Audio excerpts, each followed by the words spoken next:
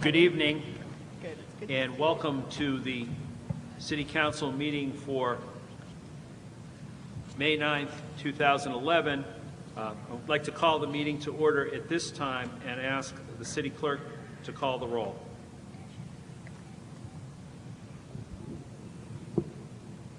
Mayor Farini? Here. Assistant Mayor Noveline Clayburgh? Here. Councilor Lister? Here. Councilor Hetchmonick? Here. Councilor Spear? Here. Councilor Dwyer? Here. Councilor Coviello? Councilor Kennedy? Here. Councilor Smith? Here. Before I reconvene the public hearing, just like to say we heard good news today. The Portsmouth baseball team just won 6-3, so we keep moving forward. And at this time, we're going to reconvene the public hearing. I would just say that there are no presentations this evening. The public hearing was originally convened April 17, 2011. We have since had work sessions for the budget, and we are now reopening, or reconvening rather, that public hearing. Just to restate the rules, it is a public hearing, and you may speak as long as you wish. We would appreciate it if you would speak one time to the subjects of your choice, and if you wish to queue up as we get going through the meeting so that we can move in a timely fashion, that's fine, since there do not appear to be a lot of people right at the moment in the gallery. You know, I don't think that will be too much of a problem, but if it does become crowded later, I ask you to do that. I also ask you to be considerate of your neighbors in terms of your timing, but you indeed may speak as long as you wish. And with that, I would like to ask you to come forward, state your name and address for the record, and we will proceed with the public hearing. And I am now opening it. Step right up.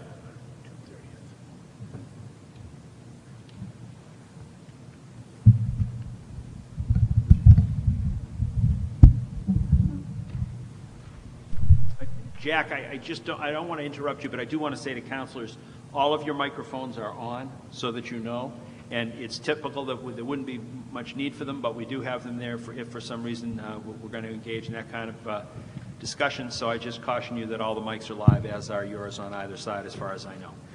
Sorry. Please proceed.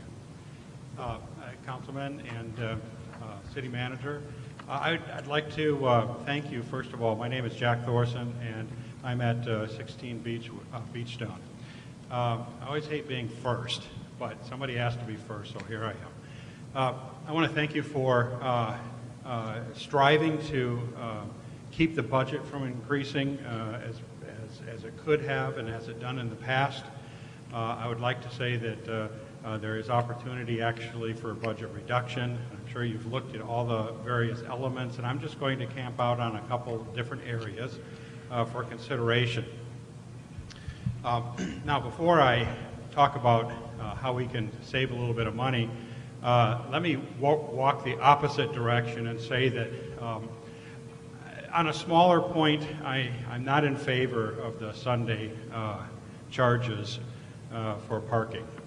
Let me just say that most people that I talk to around town are not in favor of it, so let me just start out by saying that even though I know that you're looking for money, most people that I've talked to are not against the Sunday charges for parking. Let's have a day of rest for the residents of Portsmouth and reconsider that one. Now, getting into the budget itself, there's a few areas that I've got some concern for, and I know that you're looking at these areas. First of all, there was some discussion of bringing money back in from the local government center. It hit the papers, it disappeared, it hit the papers, it disappeared. I would encourage the council to get a little more involved in researching how we bring back money from the local government center. I'm concerned about that because it appears to me that there's several high six-figure salaries going on there. There's subsidiaries where it appears that money is being, let me not use a word like funneled, but there never seems to be the excess that was supposed to come back to the city, and I'd like to see that come back. There's also a bigger concern, though. In researching this particular subject, I learned that the local government center, basically municipal association, is a monopoly in terms of the health insurance. Health insurance, as you know, is one of the larger big-ticket items of the budget. I suspect that given that it's a monopoly, given that they didn't want to give us back the few $100,000 that the fire union wanted back, that probably they're overcharging us for the health insurance and some of the other services. This is something for you guys. You guys would know better than I whether it is true, but I've looked at some of the numbers, and the charges do look high. May I recommend that the council look at making a comparative study to another source of health insurance and make a comparison, and then go back to this association and say, you know, if there's a disparity, what gives? Why is there a disparity? I'm not saying that we exit the association. I'm sure that they do plenty of good work in a lot of different areas, but these are the sorts of things that we really have to peer down into and look at and make sure that we're getting the best deal possible for the city. In terms of health insurance, we're talking millions of dollars, and I think that there's some opportunity for some savings there. Other than that, and other than finding maybe a couple different discrepancies in the budget, I would just recommend that what residents need, and I'll close with this, what residents are looking for is not a rate reduction. Residents aren't really looking for a zero-based city budget. What residents want is a reduction in their tax payment in dollars. So however that's calculated and whatever that's based on, please make sure that people's taxes, property taxes, are actually reduced. Not that the rate is reduced, not that the budget doesn't go over zero, but that the payout by the residents of Portsmouth is actually reduced. That's the measurement that we need to be looking at more than any other measurement. With that, I want to thank you for the hard work, and I know a lot's been going on here and in the community in terms of understanding the budget. Good luck with that, and thank you very much for the time and opportunity to just speak about a couple things. Thank you very much. Thank you. Our next speaker, please. Mark Brighton, 285 Union Street. I would like to remind you folks of something that Councilor Spears said last year at about this time. You nine are responsible for the tax rate, not the county, not the state, you nine. And there is an election coming. The state and county are downshifting costs, and there is still one area in which the council can make some substantial savings. I will give a mercifully brief set of facts and figures.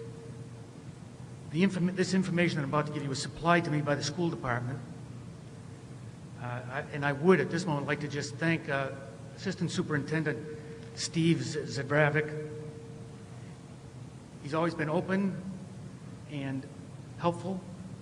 I suspect it's in his nature, but I also believe that he wouldn't be able to do it if there wasn't a policy of openness in that department. I will email these facts and figures to you because, God forbid, Councilor Dwyer, we have to invoke the Brighton Rule. Article 23 of the teacher's contract states what ideal class size should be, along with how students should be weighted based on disability. Article 31 of the contract deals with reduction in workforce. It states what class sizes cannot exceed. And for the grammar schools, the ratio cannot exceed 23 to 1, and in secondary education, it cannot exceed 27 to 1. But that is based on a weighted average of students, because of disability. Mr. Zavratic gave me the weighted averages in the grammar schools, and he did state that it would be safe to proportion it out to the secondary education, to the high school and middle school, because he could not give me those figures. When apportioned among the 3 grammar schools, the average, weighted again, is 21.3 teachers, students per teacher.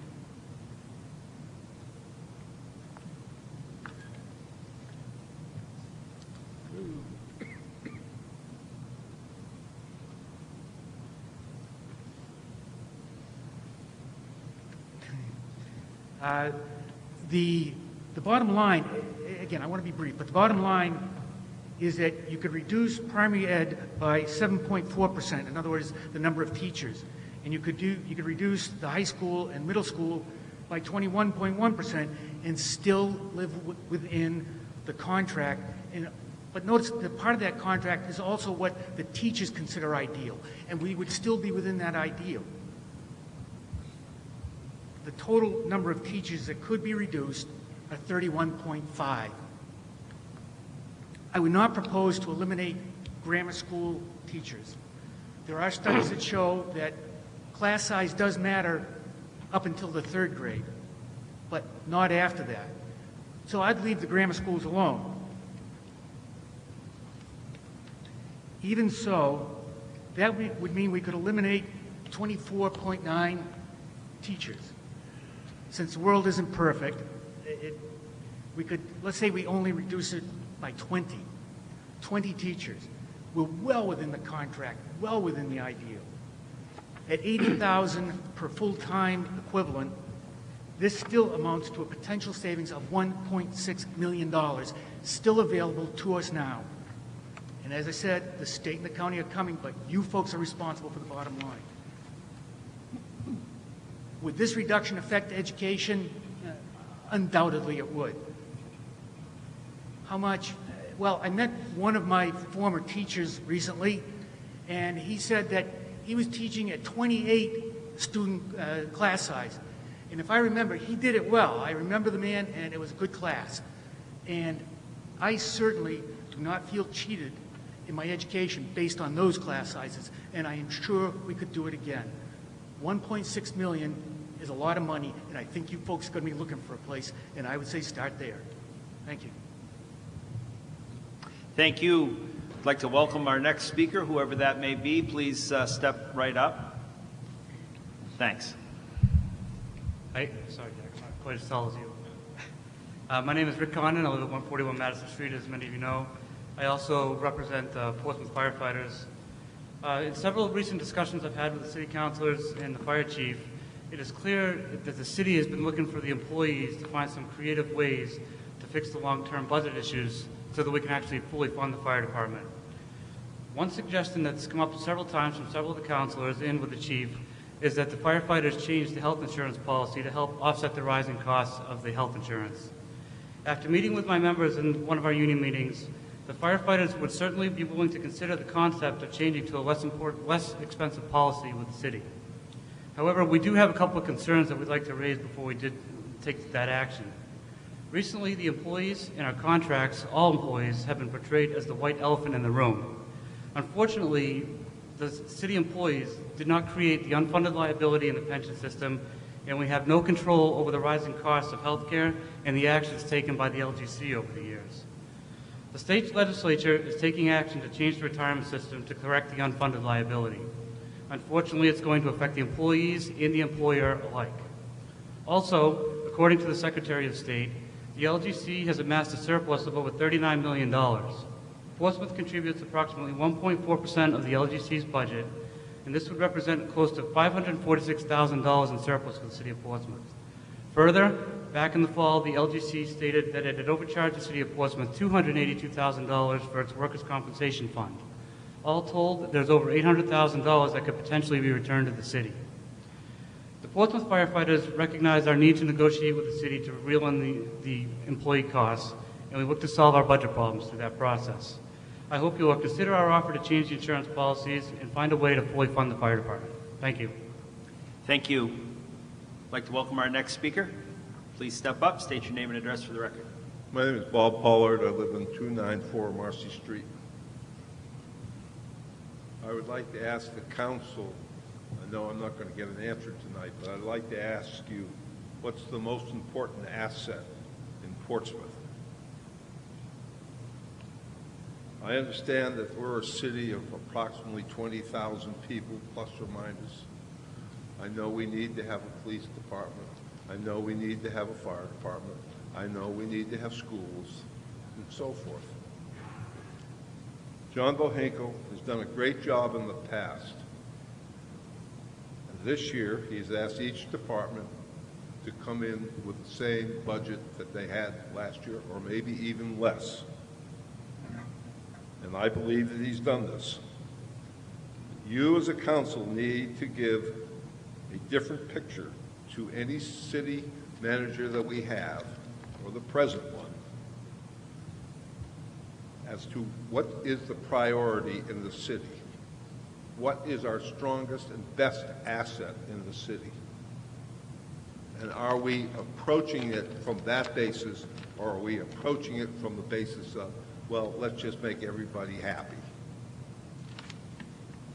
The world of finance has changed considerably in the last 5 and 10 years, and I'm sure you're all aware of it.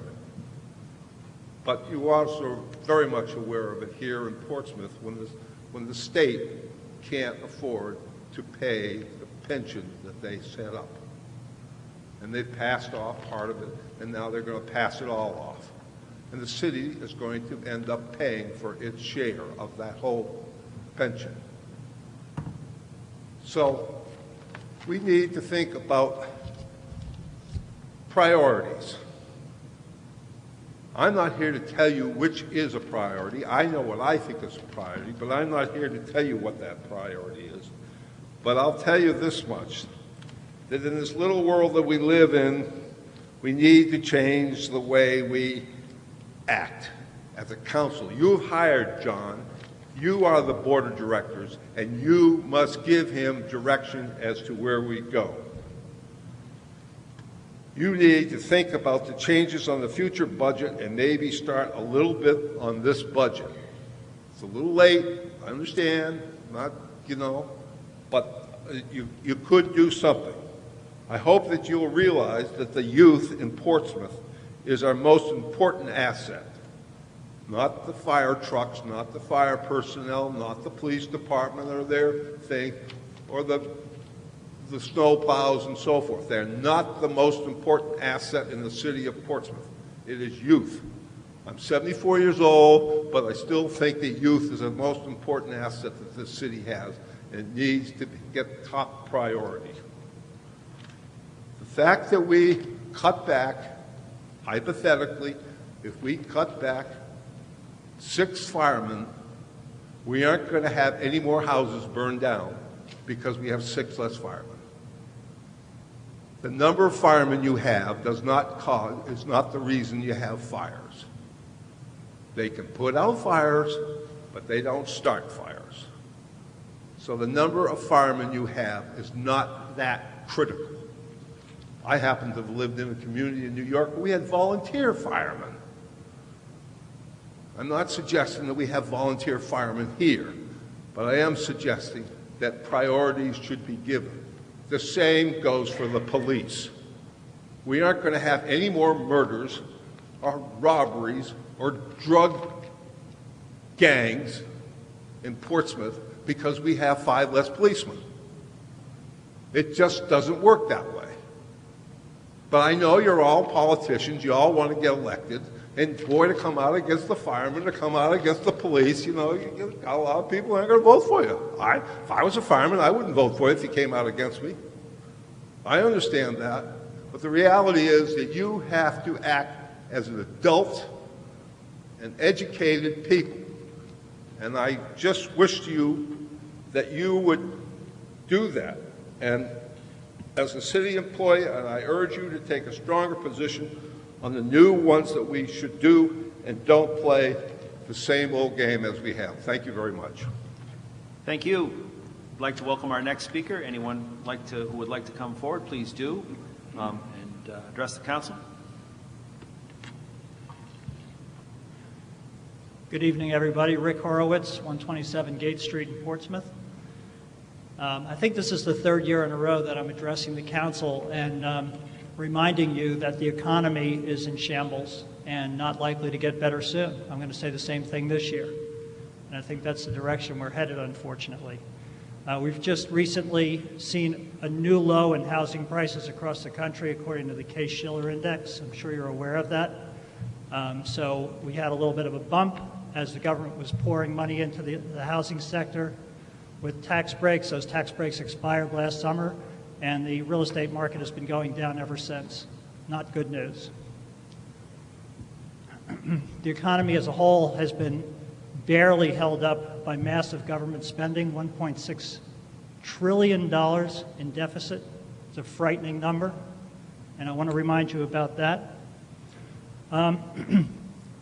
I think over the years that I've been here, it's about 7 years now, I think we have ample evidence that ever-increasing spending on the schools, which we've seen until, I guess, recently, until last year perhaps, has not really resulted in increased or improved student performance. We've seen, problems persisting in the schools in terms of performance. I can't stand up here and solve this problem because I'm not in the schools. It's not my job, but I have to think that there has to be a better approach, a better way, a way to rethink this without throwing more and more money into the schools and get that better achievement that we're all after. I think there's also ample evidence that the police force is simply overstaffed for the level of load, for the level of number of calls for service, for Portsmouth demographics, for the crime rate that we have here. Several people have done comparisons on the police force, looked at the calls for service, and concluded the same thing. I would say everybody except the police conclude that for obvious reasons. I noticed recently New Hampshire, not Portsmouth, but New Hampshire was rated 4th worst in the country with regard to state retirement funding. This, of course, is going to come on our shoulders. We live here, we're residents, we're going to be paying for this as well.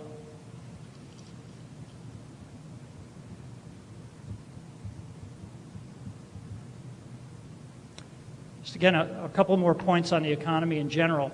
We have a 9% unemployment rate. This has persisted now. It was 10%, it's gone down to 9%, down to 8.7%, back up to 9%. Just goes on and on and on. I just want to remind you that if the unemployment rate was measured as it was in the 1980s, we would have somewhere between a 16 and 18% unemployment rate. They changed the way they count the unemployment rate.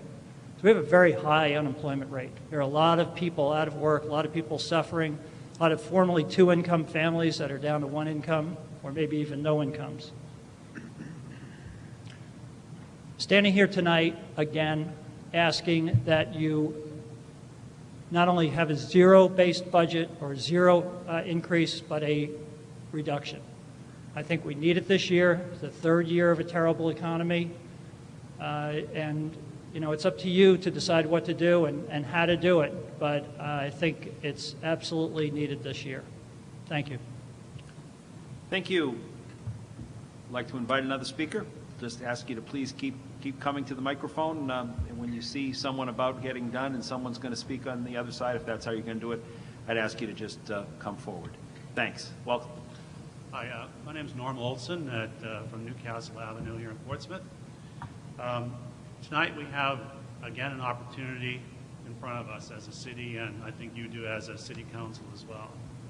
And we have a chance, as you vote later, to really turn the tide, and to turn the tide on ever-increasing expenditures in the city, to turn the tide against an unsustainable infrastructure which we have created for ourselves over the past number of years, and turn the tide on ever-increasing taxes in Portsmouth, which are scaring many people out of town because they are so high.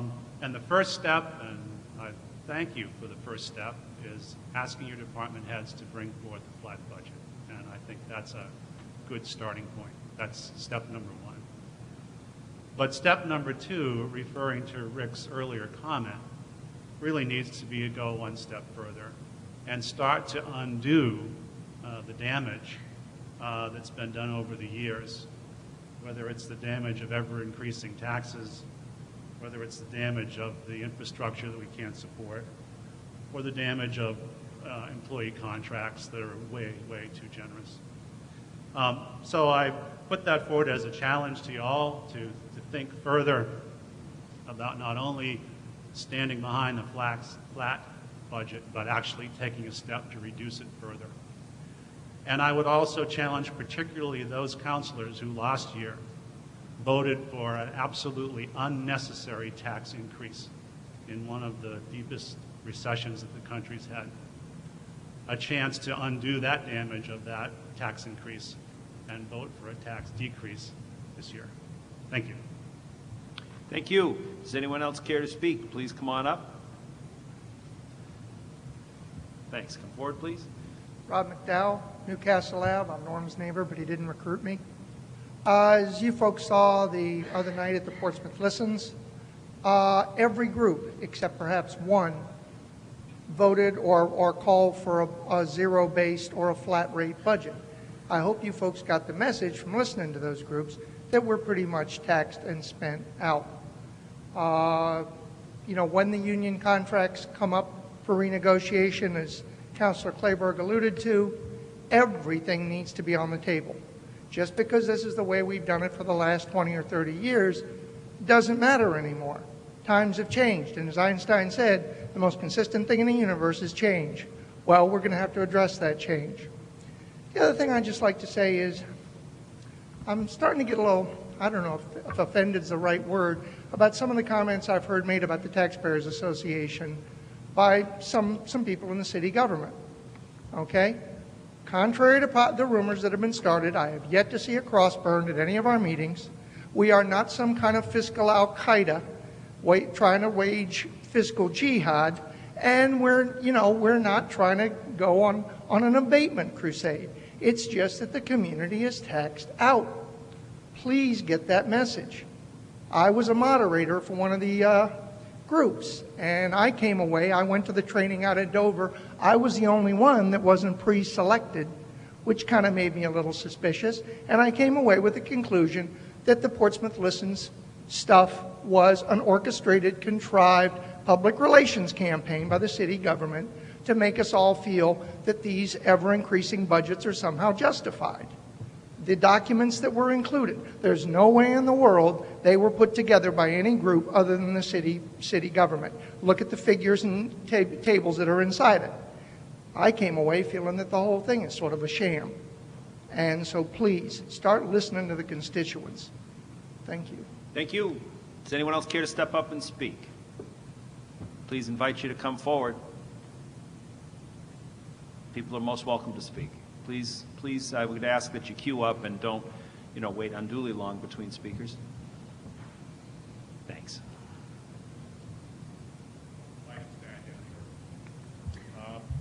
Good evening, Mayor, City Manager and staff, councilors. Paul Mennel, 1490 Islington Street. Paul, can you tip the mic up a little bit towards you so you get in a direct? There you go. You're taller, meaning no disrespect to you. Can I just take it and walk around?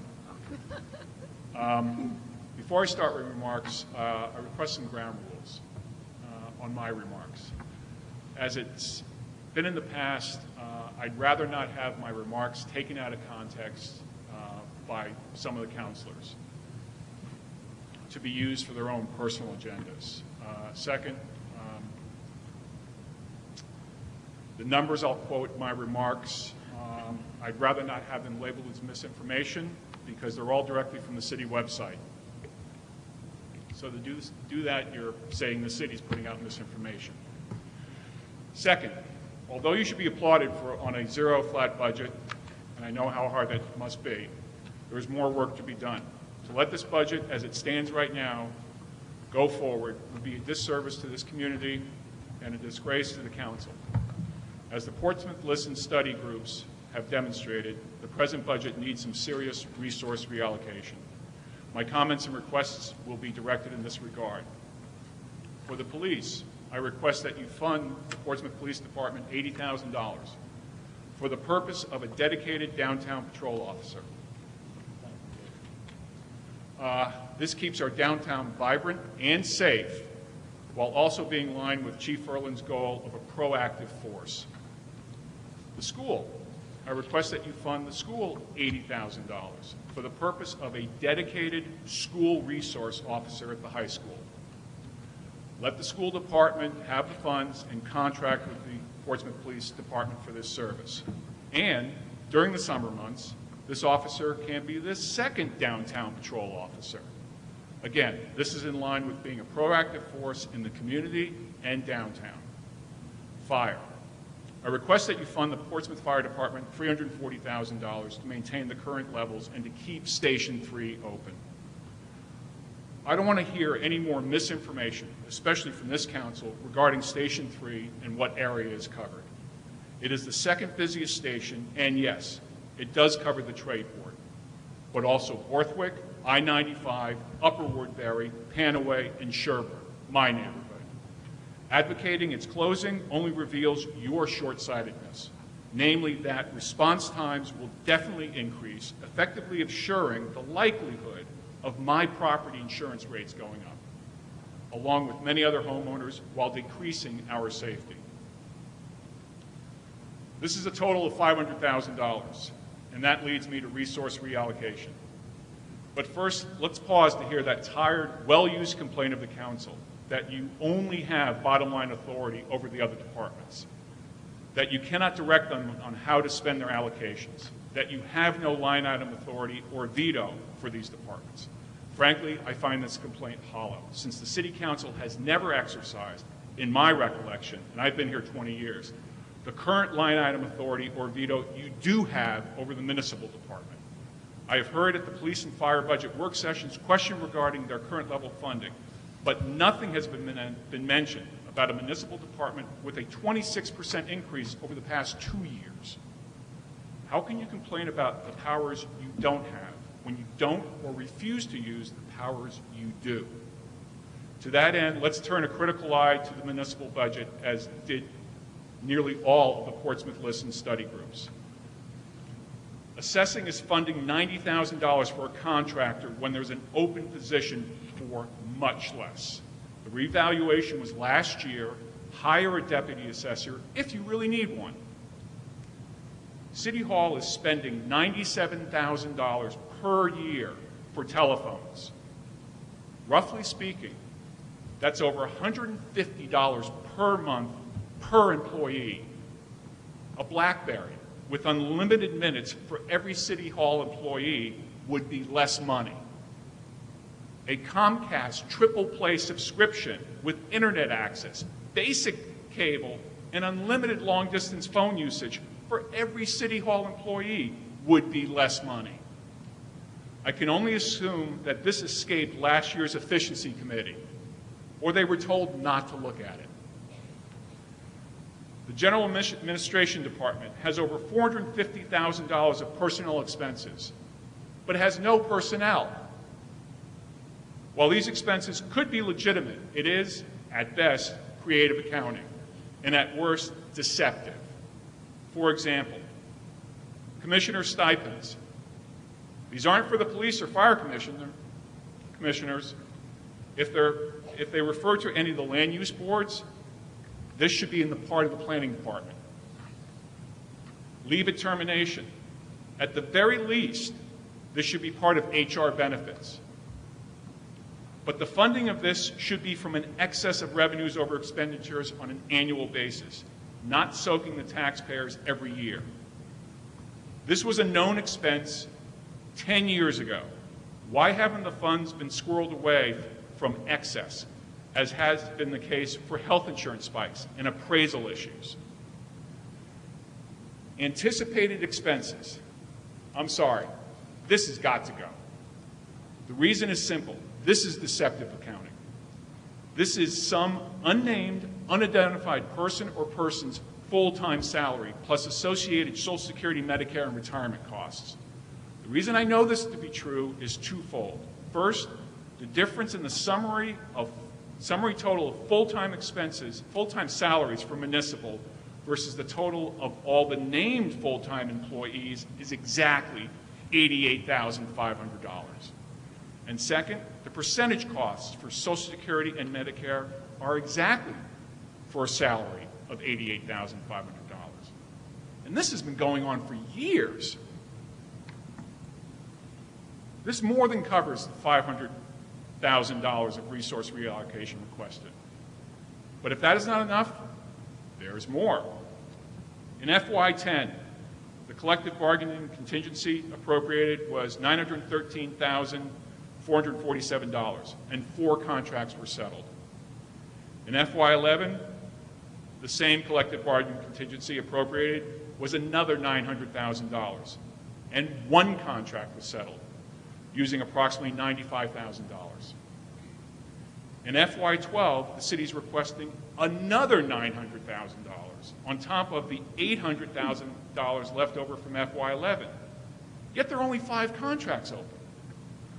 This seems to be very excessive, considering the amount used to settle 4 contracts in FY10. There is more than enough resource reallocation to be done to fund the requests I've outlined and still maintain a 0 tax increase. Flat city budget. Third, let's talk about Concord and the train of pain coming down Portsmouth Way. It is time that this council man up, like Evelyn Sorrell did when she saw the injustice of Concord heading our way. The time for playing with the state is over. Now it's time to fight back.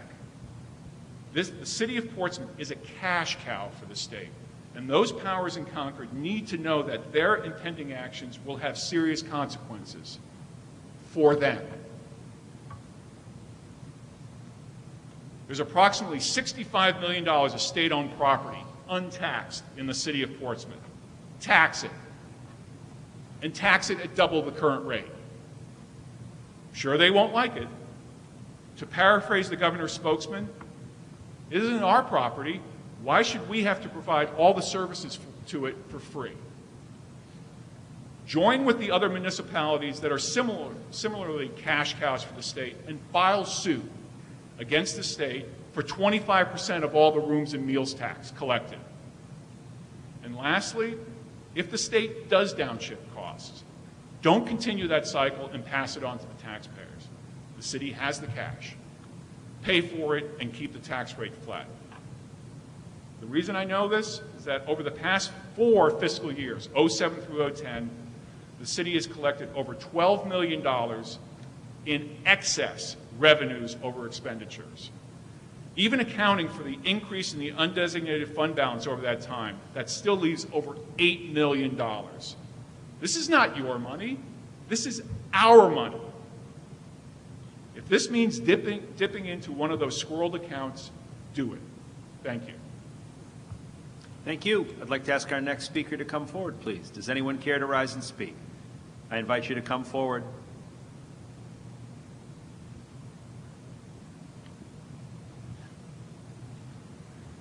Good evening. Bill St. Laurent, 253 Colonial Drive, President of the Taxpayers Association. There were a few of us that came to the first public hearing, to the City Council public hearing for the budget, and gave you accolades for your zero-base possible budget, according to the newspaper. We didn't really do that. We basically credited you for trying to do that or doing that. But we still consider that you should be able to cut this budget, that you should and would cut this budget. We have not had a budget cut for the taxpayers in this city for years, if ever. Taxpayers deserve it. Now you say, well, where is this going to happen? We can't even do a level budget. We got whatever going on. Well, you've got to do that. That's your job. That's what we elected you for. We, when the Portsmouth Listens group came along, and we questioned it. Somebody stepped up and said, well, let the president join and we'll see what's going on. And we did. Many members joined Portsmouth Listens. And we were all somewhat surprised that they came up, some of them came up with cutting the budget, and some of them came up with the level budget, which was very outstanding, we thought. But we want to take this one step further. We want you to reduce it. So we do our job. We do a lot of work, Portsmouth Taxpayers Association. We're not out there because we show up once in a while to ask you to do something for us, for the city, for the taxpayers. We're here all year long. We're here like you are. We're always watching. We're at most of your meetings. It's tough. It's tough for you, it's tough for us. But we're like the watchdog. We like to let you know what the people are thinking. So we do our job as taxpayers.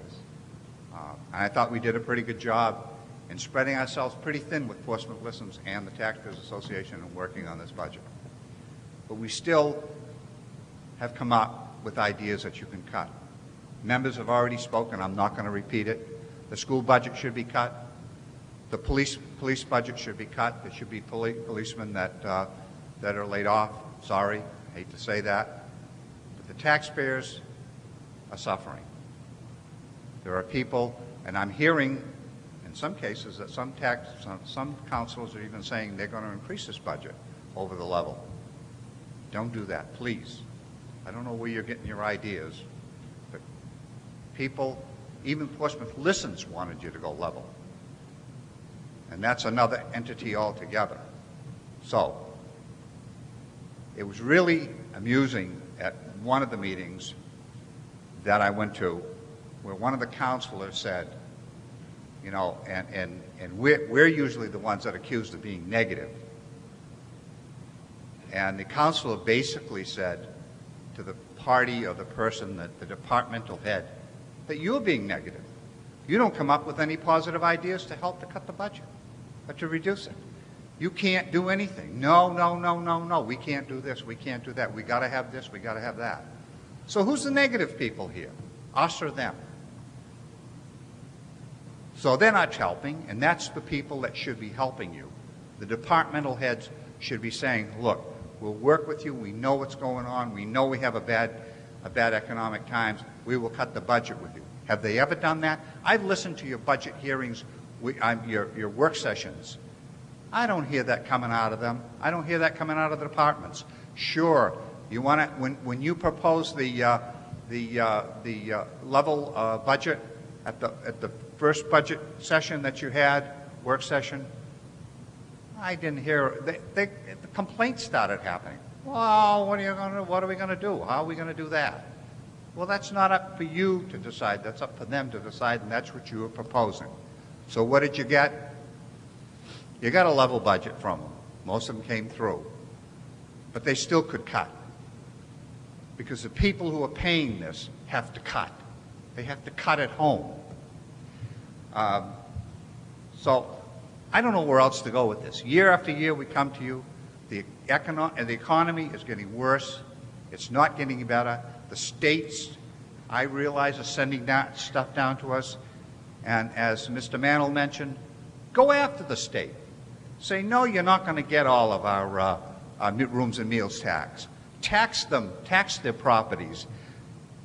That's what you're here for. You're our people. We elect you to run our city, to help us out as taxpayers. But we only can go so far here. And we come up to you with what we can present from what we see with this budget. The budget's difficult to go over. It's lengthy, it's hard, trying to piece together things.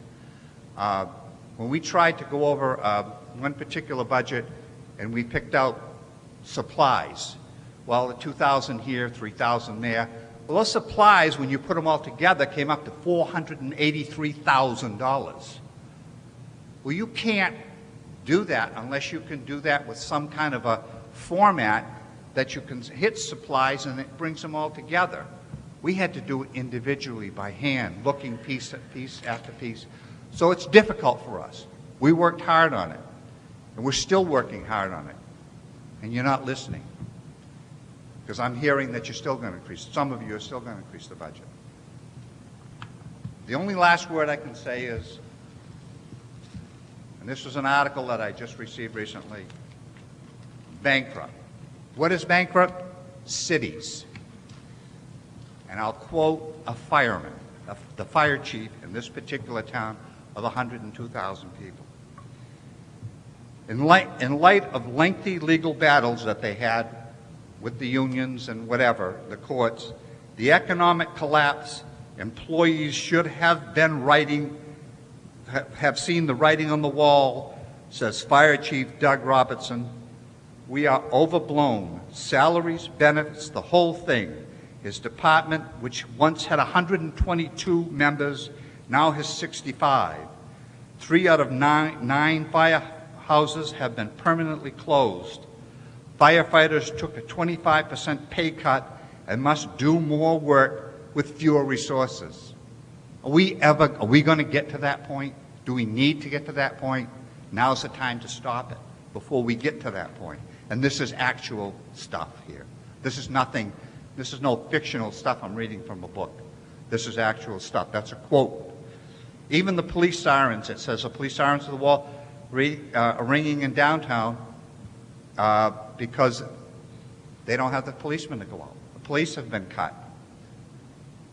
Do we have to get to that point? No. We can save salaries now. We can save, not salaries, we can save jobs now by working with them, by asking them to reduce their salaries. Something's got to be done. You've got to be working harder. I'm sorry. We're working harder. You've got to be working harder to try to save the taxpayers some money here because we can't afford to live here. The time has come that the taxpayers need a reduced budget. Thank you. Thank you. I invite other speakers to come forward. Please take your opportunity to speak at this reconvened public hearing. I please must ask, does anyone care to come and speak at this public hearing? I'll ask one more time, and then I'm going to close the public hearing. Does anyone else care to rise and speak? Can I Yes. make an additional comment? It will be short. Sure. Okay. Rick Horowitz, 127 Gate Street. I had forgotten about this. This whole issue of the Excel spreadsheets, I want to bring this up in a public forum so that all the people here know about this. The Portsmouth Taxpayers Association has been trying to get the City Council and the city departments to give us spreadsheets, electronic spreadsheets, Excel spreadsheets, for 2 years now. And the council and the departments have refused us, rebuffed us, made excuses, told us that they didn't exist, everything except give them to us. Well, give them to us. Do you know how many hours have been spent trying to analyze these budgets without spreadsheets? Probably hundreds or thousands of hours by the people in the Taxpayers Association. It's about time that you gave these spreadsheets to us. You hear a little anger in my voice? Well, it's quite justified. You're withholding this information because you know that it'll make it easier for us to analyze the budgets and be on top of you in terms of what you're doing and what you're not doing. Everybody else has heard this as well. Give us those spreadsheets. Thank you. Does anyone else care to rise and speak? I am not. Yes, we have a new speaker. Please come forward. Hi, my name is Tim Miles. I was born in Portsmouth. I've owned a house here for 10 years, and I participated in the Portsmouth Listen study recently, and generally I found it very informative, and I want to extend my appreciation to the counselors for their participation in that, as well as the city leaders, as John Bohanko and other department heads. I have 2 young children who will soon be going to school here, and I'm very concerned about the quality of education in Portsmouth, but quite frankly, I'm more concerned with my ability to stay in Portsmouth and to afford it. And I know several people that either are moving out of Portsmouth or are not going to move into Portsmouth because they can't afford it. They have kids. And I know a lot of retirees are in the same situation, are about to sell their houses or have recently sold their houses because they just can't afford it. And I know in my 10 years, every year, that tax bill just keeps going up, up, up. And I know I didn't get a raise for all those 10 years.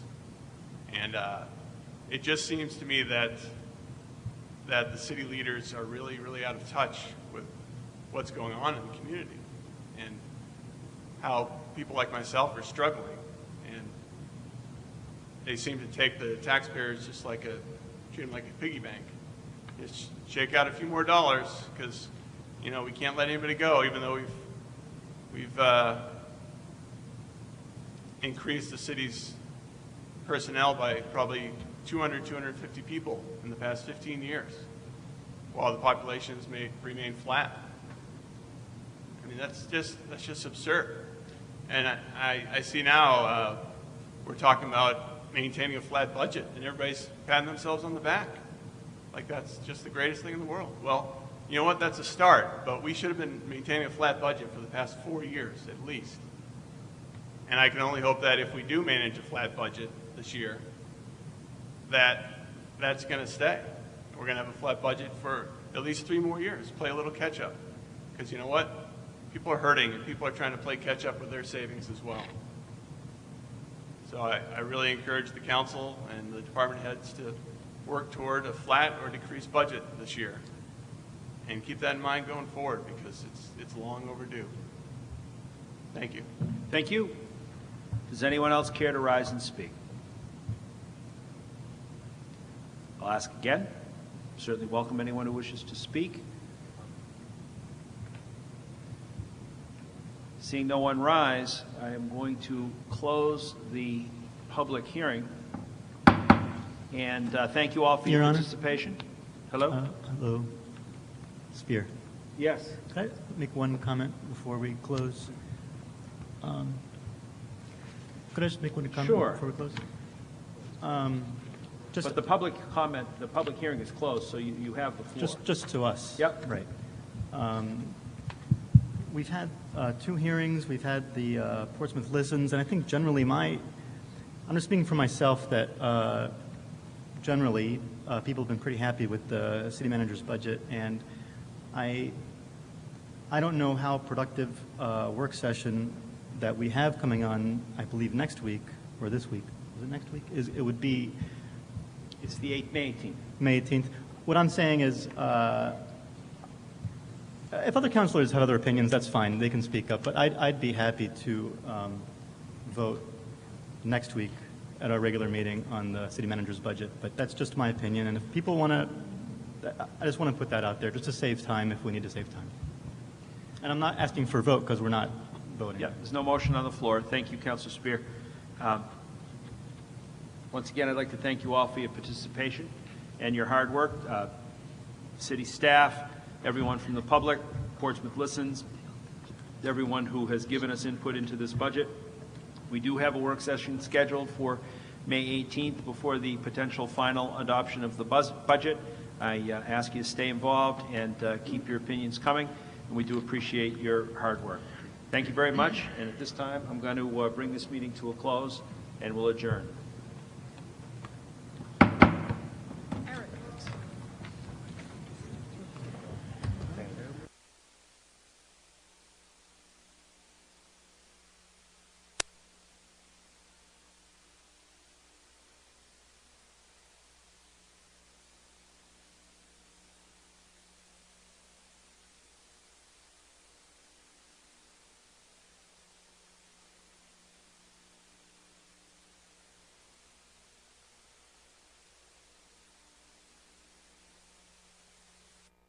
Nationally, we look at trends in publishing and in the production of audiovisual, non-book, non-paper materials. Those are becoming a very important part of what we do. And we look at developments in technology really for two reasons. We look at developments in the technology as a consumer technology, those things that our customers are using, those ways that they're going to want to get information from us. And we also look at developments in technology to see what we may be able to do to deliver service more effectively and more efficiently. And then we do some futurist planning. In the library, we plan really in three areas. The first is in our traditional services, and those are the books, the magazines, the movies, the books on tape, and some of the very traditional services that we do in programming, such as our children's reading programs.